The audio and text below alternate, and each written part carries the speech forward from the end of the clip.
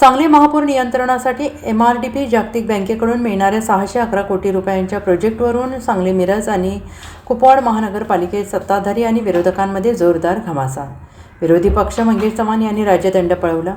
सांगली शहरातील महापूर बाधित क्षेत्रात पाण्याचा निचरा होण्यासाठी नाले आणि गटारी बांधण्यासाठी जागतिक बँकेकडून 611 कोटी निधी पहिल्या टप्प्यात मिळणार आहे। त्यातून होणाऱ्या कामांसाठी असणारा विषय महासभेसमोर अवलोकनार्थ आला असता त्यामध्ये काही त्रुटी असल्याचं निदर्शनास आणून सत्ताधारी आणि विरोधी पक्षाच्या सदस्यांनी आक्षेप घेतला। मात्र महापौर धीरज सूर्यवंशी महासभा गांभीर्यानं चालवत नसल्याचा आक्षेप घेत विरोधी पक्षनेते मंगेश चव्हाण यांनी डायससमोर येऊन राज्यदंड पळवला। त्यामुळे महासभा याचवेळी संपली।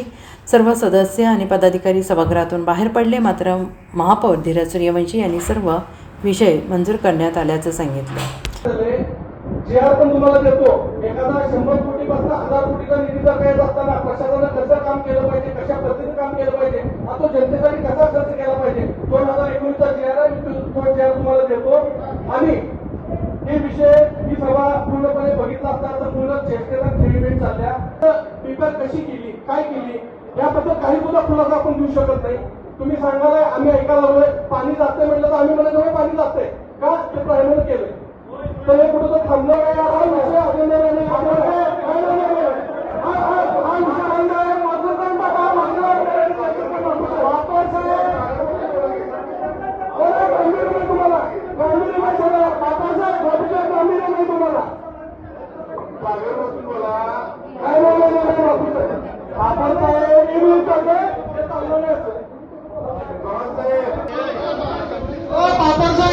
मंजूर करायला उठावलं त्यांना जर बसायचं नसेल तर मंजूर करायला उठावलं त्यांना बसायला नसेल